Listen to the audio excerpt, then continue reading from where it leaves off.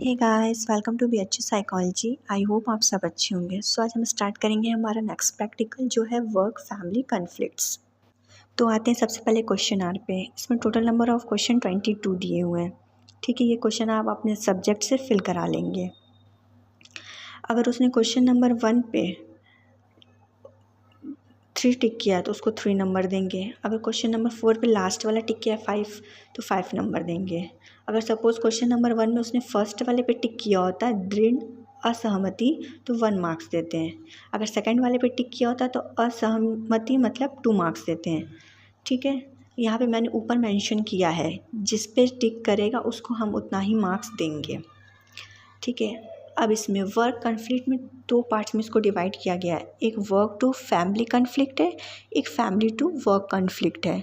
तो जो work to family conflict है पहला वाला, उसमें 2 आइटम्स है, एक ट्रू आइटम्स है, एक फॉल्स आइटम्स है।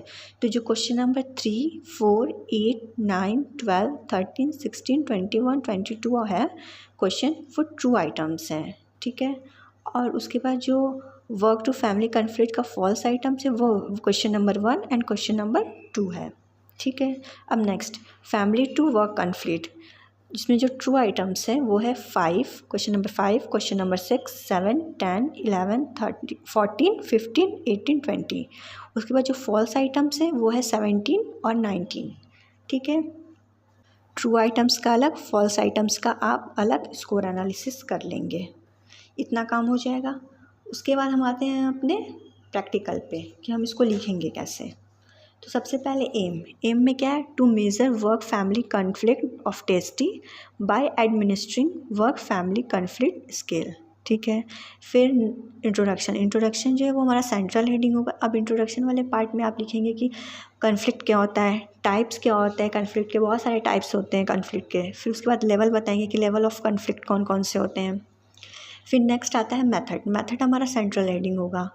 उसके बाद मेथड में बहुत सारे सब हेडिंग्स होते हैं। तो सबसे पहले होता है टेस्टी पर्टिकुलर। तो टेस्टी पर्टिकुलर में हमने क्या लिया है कि 30 year old female is taken, हमने 35 साल के एक आदमी से ये क्वेश्चन आर फिल कराया है। फिर टूल्स में हमने क्या लिया है, paper, pen, pencil, work family conflict scale. ठीक है, उसके बाद प्रोसीजर में हमने क्या किया कि हमने सब्जेक्ट को बुलाया, उसको अच्छे से बिठाया, एक रैपो एस्टैब्लिश किया, उसके हाथ में क्वेश्चन आर दिया कोई कॉन्फ्लिक्ट का। फिर उसको इंस्ट्रक्शन दिया। क्या इंस्ट्रक्शन दिया कि आपके पास समय तो बहुत है, कोई टाइम लिमिट इसमें नहीं है, बट आप जितना जल्दी हो सके आप क्वेश्चन आर करके मुझे दे दीजिए। ठीक है, अब आगे बढ़ते हैं।